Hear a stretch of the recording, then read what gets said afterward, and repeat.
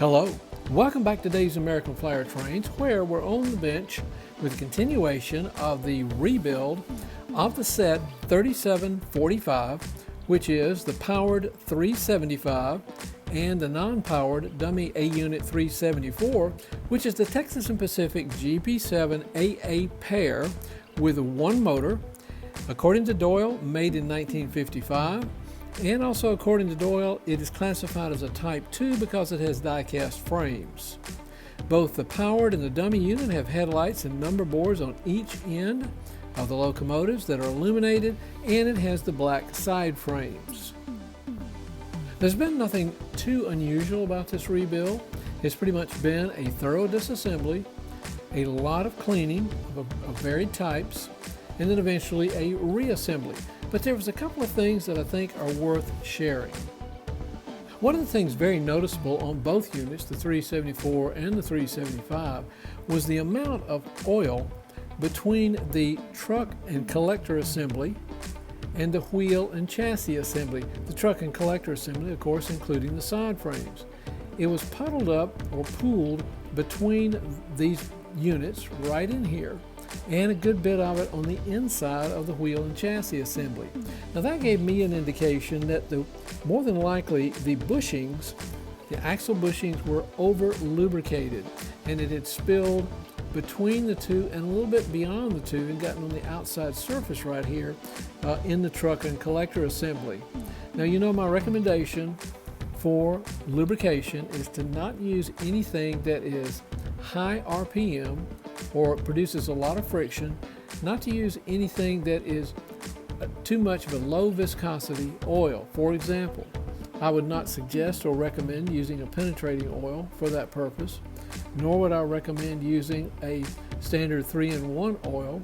Instead, I would recommend using something that has a higher viscosity, such as Labelle's 102 gear lubricant. And by the way, this one has the needle applicator, which helps a lot. Or another good one is Hobby Lube's gear lube as well, and it has an extension tip. It's just not as precise as the Labelle. If you'd like to check the viscosity of any liquid lubricant, there's several ways. One, of course, you can look it up by name or name brand, or maybe contact the manufacturer. Another simple home test is on a smooth, cool, non-porous surface like marble or granite, or maybe even plexiglass or glass. As long as it's, say, at room temperatures, put a drop of each.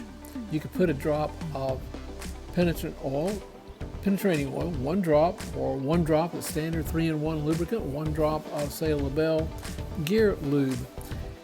And notice what happens when it hits the surface or stays on the surface a while. You should notice that the penetrating or the standard 3-in-1 oil was going to have a tendency to travel away from its point of contact and spread more readily. You should notice that the gear lubricant doesn't do that. Therefore, they're probably best for those high RPM, high friction surfaces. And that's what I would recommend and what I will use for the owner when I lubricate these bushings right here for the axle. They're very important, and they need to have good, smooth operation that does not over contribute to the friction. Any lubricant that's got the low viscosity is going to have a tendency to travel, and that traveling can be done down the contact wheels and then get on the rail head and can impact performance.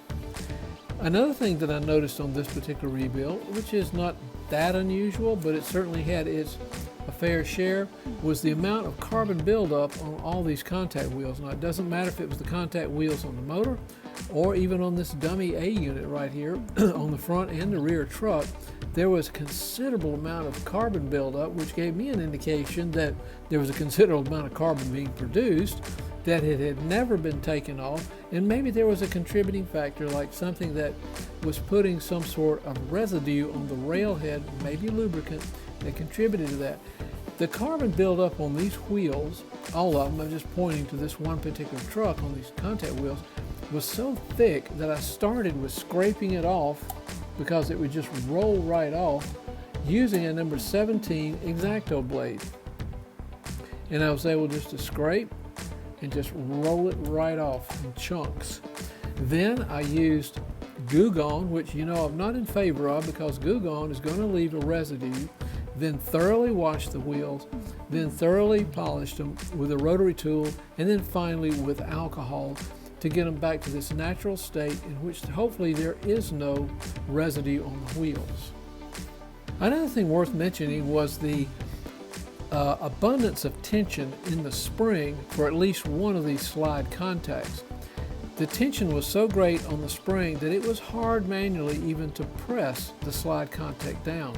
Shouldn't be that way. This slide contact should be pressured to the railhead some, but it should have the ability to ride along the railhead without impacting the performance of the train. Now recently I've rebuilt a 324 AC and also another diesel in which these springs had far and away too much tension in them.